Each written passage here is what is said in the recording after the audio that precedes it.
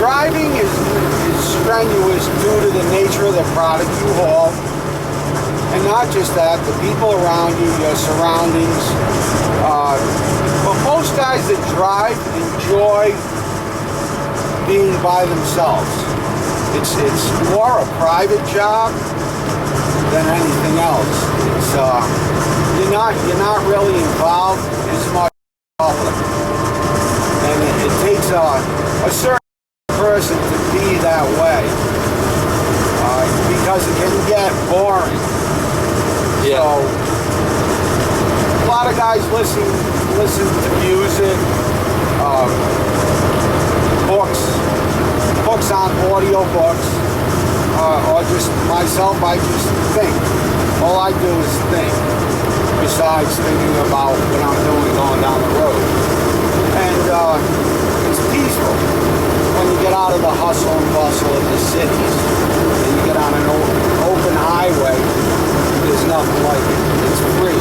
It's actually freedom. You have nobody bothering you. Yeah. Back in the day, it was a lot. It was different. You didn't have as much electronics involved with telephones and GPS and whatnot. You had more your CB. You could put it on and off as you pleased. Those were who you went back and forth with the other truckers. Nowadays, it's a little different. I very rarely use the CB, and I don't talk on the cell phone when I drive a truck at all. I more or less bring it back to the old days. I shut everything down and just have it quiet. Just concentrate on driving. Yes, unless I'm into listening to some music. Yeah. Which that I do enjoy, but only when I'm out on open road. Yeah. Do you find a lot of crazy drivers? Absolutely. More so today than years back. Yep. Due to there's more people. Yes. There's population increase. There's more vehicles on the road. Just the way of living. Everybody owns a car now, and it's more distractions too, phones and so forth. That's why I shut those off. Yeah. And what I do is I'll periodically check the telephones to see if there's any emergency at home. I have an older mother. She's elderly. And just to check the phone to make sure everything's going good.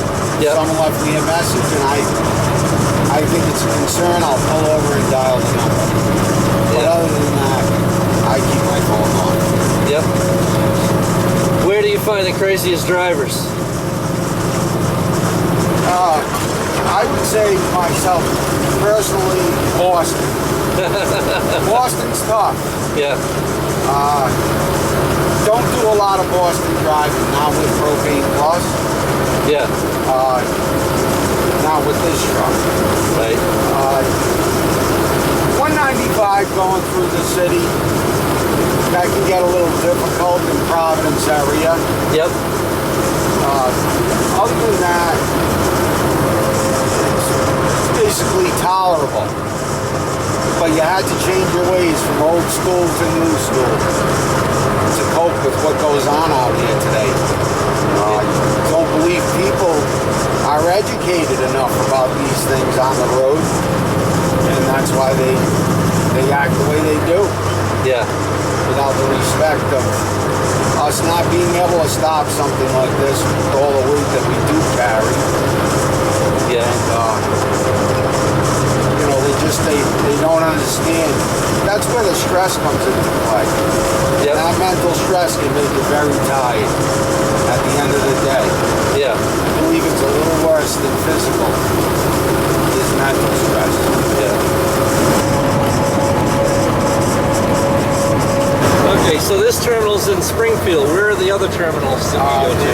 The other ones that I've been to are, there's one in Westfield, which is exit 3 off of the Mass Pike. And then there's also Selkirk, and that is off Route 87, the New York Thruway, upstate New York. It's the first exit. It's Selkirk. It's the Albany area, Albany, New York area. There is another terminal in Albany that I have been to. And I haven't been to the Providence, Rhode Island terminal yet. Whether or not they're going to open back up, I don't know. They're temporarily out of propane down there. Oh, wow. They might be revamping the system, I don't know. But I haven't been to our hometown terminal yet. How do they bring the propane into the terminal? Is it trucks like this, or? Rail car. Rail car, yeah. Yes, basically rail cars. The one in Selkirk, I believe, is piped in. Oh. I believe, I don't know that for a fact. Yeah.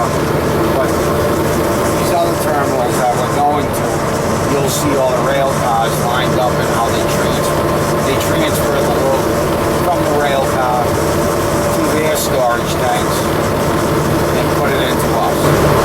Use the Jake brake, the engine brake, which slows down the vehicle by supplying air to the valves in the engine, holding them open, let the exhaust just bypass right through. It slows the vehicle down and saves on brake wear and tear.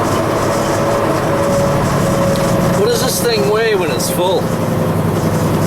Between 85,000 and 90,000 pounds. Wow. We are permitted for 90,000.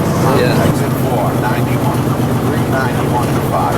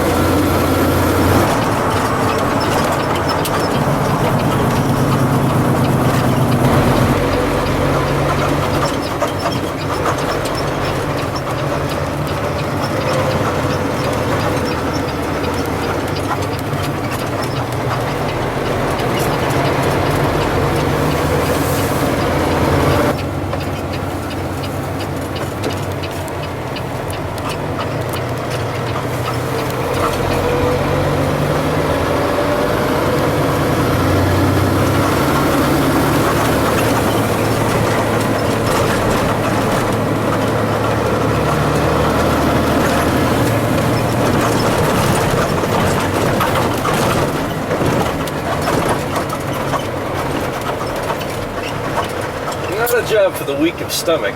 No. No, they ride a little rough. Make a left here.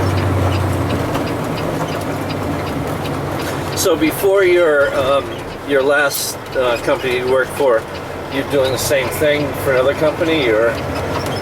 I was on my own. I had my own trucking company. Oh, really? Yes. And transporting what? Chemicals. Oh, really? Yes. Oh, so you got a sort of a related thing to this from? I do, yes. Yeah. Yes.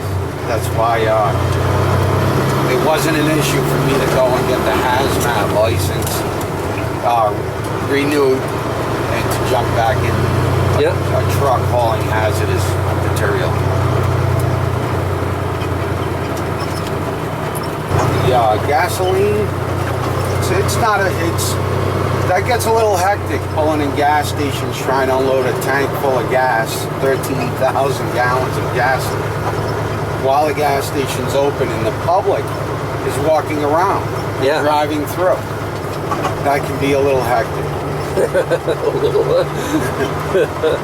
But that's how they've done it for years, and that's the way they're going to keep doing it. Yeah. So they don't exactly have a grand entrance to this place, huh? No, this is around the backside along the landfill.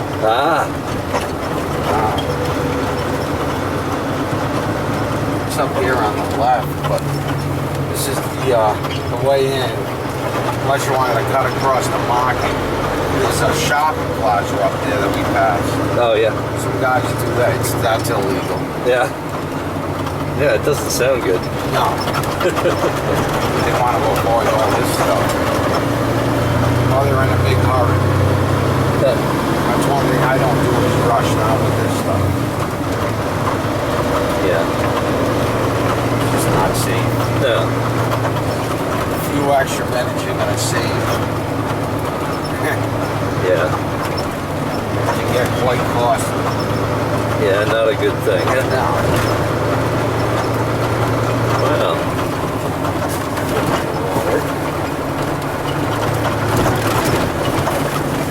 I know I have it. Yeah, there it is. This is the terminal entrance. Okay. As you can see, there's another cargo tank loading. Oh yeah. What we do here is we pull up to this computer box, and they give you a card Yep. that you need Yep. to gain access to the facility.